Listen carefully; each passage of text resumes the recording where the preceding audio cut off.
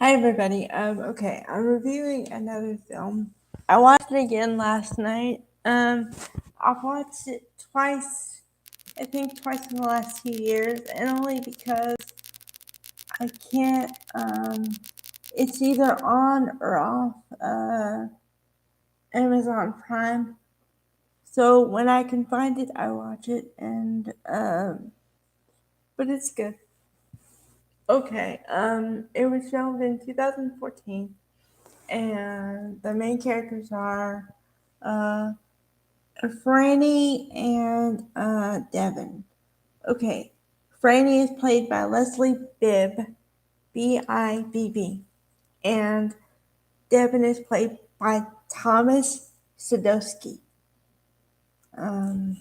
Okay, now if you guys don't know, Leslie Bibb is one of the greatest comedians ever, I think. Some of her films include Bridesmaids and a lot of different films, and she tends to work with the same people, and she has a group of girlfriends that she works with a lot. So, okay, this one is funny because kind of starts off as tragic, sortly.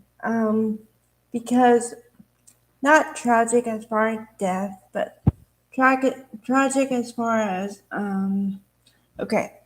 Story is she took care of her boyfriend Devin for 2 years while he had cancer, and apparently, as soon as he recovered from the cancer, he dumped her and started dating someone else. So then he's referred to as the devil, Satan, a lot in this movie. Okay. All right. On the other side, we have Devin, who survived the cancer, and Franny and his mother got really close, and now he sold his company for $6 million. So, and this is the same day that Franny gets hit by a car, and it's a massive car accident where she breaks an arm and her arm and the leg at the same time.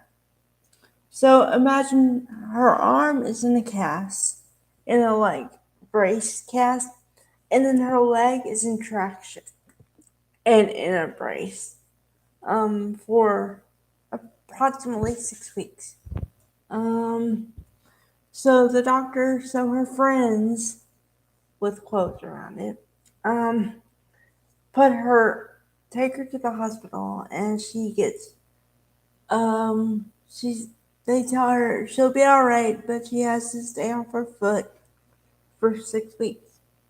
And then her friends kind of help her out, but they're the kind of friends that are kind of there in the moment and then gone because they assume someone else is going to take care of her, and that's how it's left. So then she has her friends, and they kind of help her out too, but she doesn't have someone to take care of her. So, her sister has the bright idea that she's going to come to New Jersey and live with them in their house, and she's going to recuperate there. But at her house, she knows that she would feel like baggage, so she declines the offer, and she says she's going to take care of herself. Well, that's short lived. It lasts a couple of days, and she realizes she needs more help than she first originally thought. Okay, so then there comes the call to the boyfriend, and she's just giving herself kind of a bath in the sink using towels to kind of clean herself up, but it's not a proper bath. Okay? Um, so after that, she calls her ex boyfriend, Devin, and of course, they go through the awkward, how are you doing kind of a thing. And she says, oh, hey, you want to meet? Because you want to talk and stuff. I want to talk. And he doesn't know that she's going to ask him for help. He doesn't know that. So then after that, that's when they have the discussion. And she says, I could use your help. And she kind of gets him a little bit because she says, oh, how dare me. I took care of you for 2 years and I lost my friends and I lost my job and everything because I took care of you.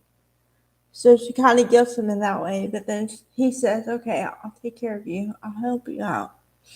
And then he has a girlfriend, but the girlfriend is played by Betty Gilpin.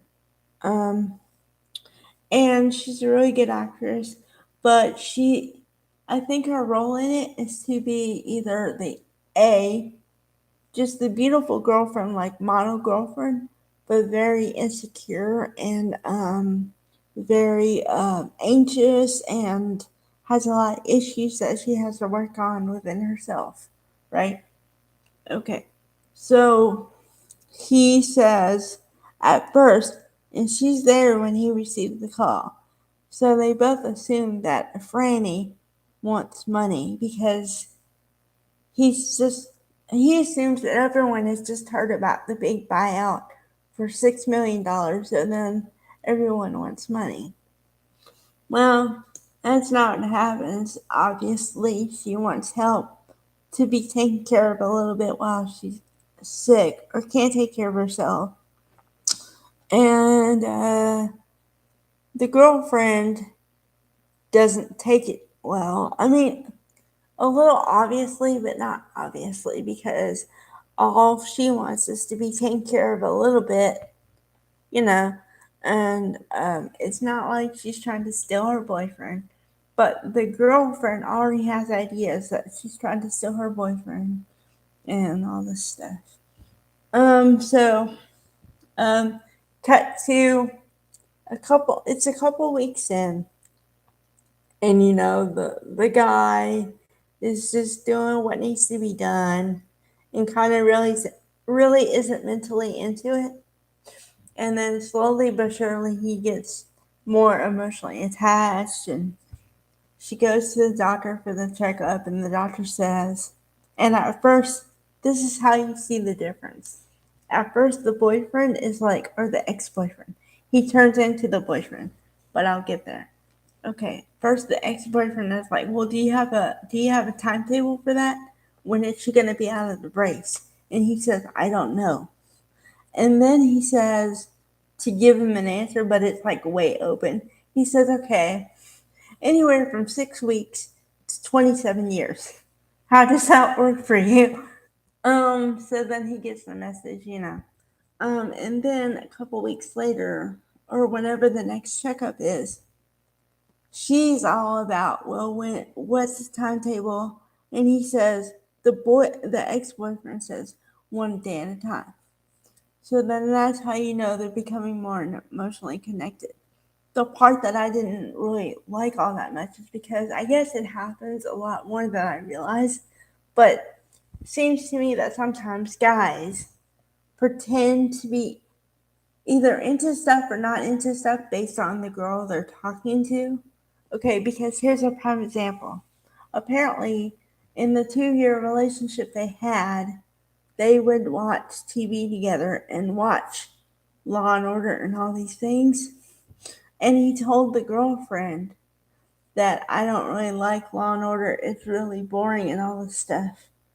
So he's pretending to be someone he's not to get in her good graces.